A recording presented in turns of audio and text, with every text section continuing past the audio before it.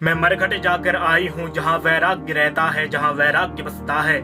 अधजली चिताओं की लकड़ियों से कोई महाकाव्य रचता है। कई मुसाफिर आते हैं यहाँ, कई मुसाफिर आते हैं यहाँ, कोई मृतदेह जलाने को, तब उस महाकाव्य के कई अक्षर उनके कानों में पड़ते हैं। जग वाले जिसे क्षणिक और शमशानी वैरागी कहते हैं।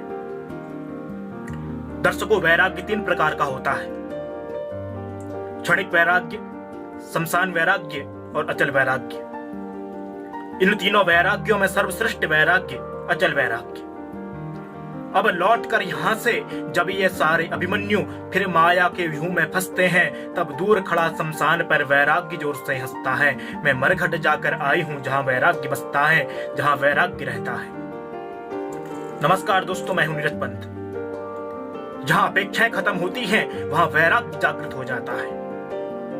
ये सारा संसार असार है, दुख रूप है और मोह में डालने वाला है।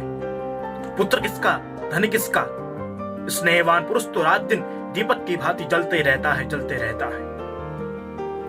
इस संसार का एक नाम दुखालयम है। जहां अशाश्वत दुख की प्राप्ति होती है, उसे हम संसार कहते हैं। संसरति इति संसारः।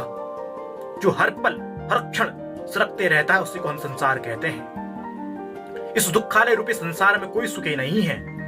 कोई तन दुखी, कोई मन दुखी, कोई धन बिन रहे उदास, थोड़े थोड़े सब दुखी, सुखी राम के दास। धनहीन कहे धनवान सुखी, धनवान कहे सुख राजा को भाई, राजा कहे महाराजा सुखी, महाराजा कहे सुख इंद्र को भाई।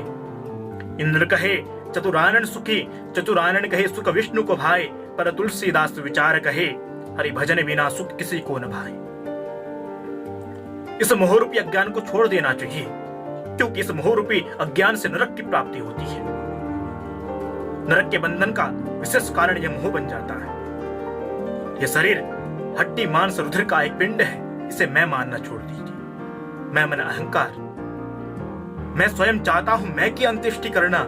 जब मुझ में मैं ही नहीं रहेगा, तब मेरा मैं क्या कर लेगा। इस संसार को रात दिन क्षणभंगुर समझे, इसकी किसी भी वस्तु से राग न करे।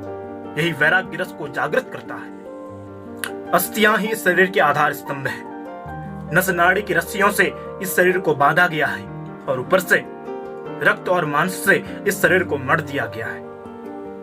इस शरीर के प्रत्येक अंग से बदबू आती है, क्योंकि ठहरा मलमूत्र का भांड ही। इस शरीर की 3 ही गतियां हैं। यदि इस शरीर को गाड़ दिया जाए तो कीड़ा बन जाता है। यदि इस शरीर को कोई पशु खा जाए तो विष्ठा के रूप में यह शरीर परिणत हो जाता है। और यदि इस शरीर को जला दिया जाए तो भस्म की ढेरी के रूप में यह शरीर परिणत हो जाता है। जो अन्न प्रातःकाल पकाया जाता है, वो सायंकाल होने पर बिगड़ जाता है।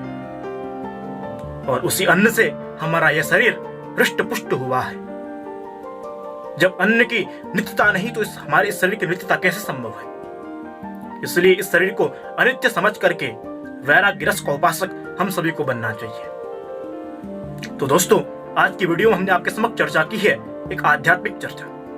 यदि आपको हमारा वीडियो पसंद आता है तो हमारे YouTube चैनल ज्योतिष प्रादेश विज्ञान को सब्सक्राइब करना मत भूलिएगा। आज के लिए बस इतना ही।